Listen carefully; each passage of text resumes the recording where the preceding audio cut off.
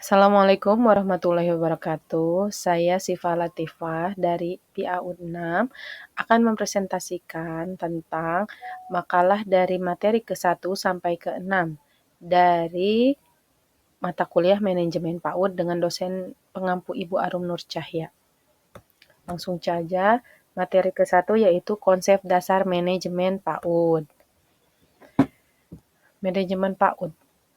Pengantarnya, PAUD adalah proses pembinaan tumbuh kembang anak dari usia 0 sampai 6 tahun secara menyeluruh, mencakup aspek fisik dan non-fisik. Lembaga PAUD di Indonesia berkembang pesat, bahkan hingga ke pedesaan. Tujuan manajemen PAUD. Tujuan utama manajemen PAUD adalah memastikan anak usia dini bertumbuh dan berkembang secara maksimal, baik aspek komunikasi, bahasa, kecerdasan kognitif, fisik, serta perkembangan sosial dan emosional. Manajemen PAUD juga bertujuan menjadikan sekolah PAUD unggul dan memiliki daya saing melalui pengelolaan yang teratur, terencana, dan sistematis. Fungsi manajemen. Nah, fungsi manajemen di sini ada 4, yaitu yang pertama, perencanaan, yang kedua, pengorganisasian, yang ketiga, kepemimpinan, dan yang keempat, pengawasan. Prinsip-prinsip manajemen PAUD. Prinsip-prinsip manajemen PAUD ini yaitu terdapat 4 prinsip utama manajemen PAUD yang harus dijalankan oleh kepala sekolah atau pengelola PAUD, yaitu yang pertama, komitmen dan ketegasan, kedua, profesionalisme, yang ketiga, komunikasi dan koordinasi, dan serta kompetensi. Prinsip-prinsip ini penting untuk menciptakan manajemen yang kuat dalam mewujudkan lembaga pendidikan PAUD yang berkualitas dan berkelanjutan. Nah, sekarang lanjut ke materi kedua yaitu manajemen pendirian PAUD. Manajemen PAUD adalah upaya sistematis dan untuk mengatur interaksi pendidikan di PAUD. Tujuannya jelas, untuk apa? Untuk mencapai sasaran pendidikan anak usia dini. Tadi ada fungsi manajemen yaitu perencanaan, pengorganisasian, pengarahan atau kepemimpinan, memastikan tim bekerja sesuai rencana manajemen sama dengan kepemimpinan dan yang keempat itu pengawasan. Aspek pendirian, apa sih aspek-aspek pendirian yang harus dipenuhi? Yang pertama, aspek administratif, yang di bawahnya yaitu identitas pendiri, surat domisili, dan susunan pengurus. Terus ada teknis, kelayakan dokumen, rencana induk pengembangan, standar penyelenggaraan. Di sini ada landasan penyelenggaraan PAUD. Yang pertama, landasan filosofis, yang kedua konseptual, dan yang ketiga yuridis, dan yang terakhir operasional. Materi ketiga yaitu manajemen kurikulum PAUD. Apa sih manajemen kurikulum itu? Yaitu memahami pengelolaan kurikulum untuk pendidikan anak usia dini. Di sini ada perencanaan kurikulum itu ada 3, yaitu identifikasi kebutuhan anak, kedua penyusunan tujuan pembelajaran, dan yang ketiga penentuan metode. Implementasi dan evaluasi kurikulum, pelaksanaan, aktivitas sesuai rencana yang mendukung kreativitas, adaptasi dengan kondisi anak dan lingkungan. Evaluasi kurikulum, monitor perkembangan anak secara berkala, perbaikan berkelanjutan berdasarkan hasil evaluasi. Kunci sukses manajemen PAUD, manajemen kurikulum PAUD ada 3, yaitu kerjasama guru dan pengelola untuk hasil optimal. Terus gunakan kreativitas, inovasi untuk meningkatkan pengalaman belajar. Dan yang ketiga, evaluasi berkala, evaluasi rutin untuk perbaikan berkelanjutan kurikulum sehingga pembelajaran tidak monoton. Materi keempat yaitu manajemen sumber daya manusia. Menurut Hasibuan, MSDM adalah ilmu dan seni mengelola sumber daya manusia secara profesional dalam rangka mencapai tujuan organisasi secara efektif dan efisien. Manajemen SDM di lembaga, ya, manajemen SDM di lembaga.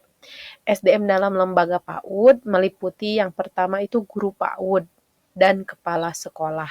Guru PAUD berperan penting dalam meningkatkan mutu pendidikan, maka lembaga harus memperkerjakan tenaga profesional yang kompeten dan berkualitas. Kompetensi dan profesionalisme pendidikan PAUD. Pendidikan PAUD harus disiapkan secara profesional. Yang kedua, pendidik PAUD harus memiliki keahlian dalam bidangnya. Yang ketiga, pendidik PAUD harus memiliki komitmen terhadap tugasnya. Dan yang keempat, kompetensi yang harus dimiliki oleh pendidik PAUD yang pertama akademik, profesional, personal, dan sosial atau interpersonal. Itu semua menurut undang-undang. Tujuan manajemen sumber daya manusia. Yang pertama, memfasilitasi guru agar menjalankan tugas secara optimal. Yang kedua, menghasilkan layanan, proses layanan, dan hasil pendidikan yang berkualitas. Lalu memastikan sumber daya manusia, tenaga pendidik yang kompeten. Lalu memberikan layanan pendidikan sesuai karakteristik anak. Materi kelima yaitu manajemen peserta didik. Manajemen peserta didik adalah kunci keberhasilan pendidikan. Proses ini mencakup pengaturan dari siswa awal masuk hingga siswa lulus. Tujuan manajemen peserta didik. Yang pertama itu mendukung pembelajaran. Kegiatan siswa mendukung tujuan pendidikan, yaitu untuk belajar dan mencapai suatu tujuan. Mengembangkan potensi, meningkatkan pengetahuan dan keterampilan siswa. Banyak sekali siswa di sekolah untuk mengembangkan potensinya, baru terlihat potensi dan minat bakatnya. Terus kesejahteraan sosial, menciptakan siswa yang bahagia dan sejahtera. Aspek penting manajemen peserta didik. Yang pertama, bagian pengelolaan sekolah. Penting dari seluruh pengelolaan sekolah. Yang kedua, fokus pendidikan. Yang ketiga, menyatukan perbedaan. Dan yang keempat, bimbingan aktif. Tahapan manajemen peserta didik ada 3, yaitu penerimaan siswa baru, proses belajar, dan persiapan kelulusan. Materi ke-6 yaitu manajemen sarana dan prasarana. Nah, di sini kita akan menjelaskan tentang definisi, tujuan, prinsip, dan ruang lingkup secara komprehensif. Definisi dan tujuan manajemen sarana dan prasarana.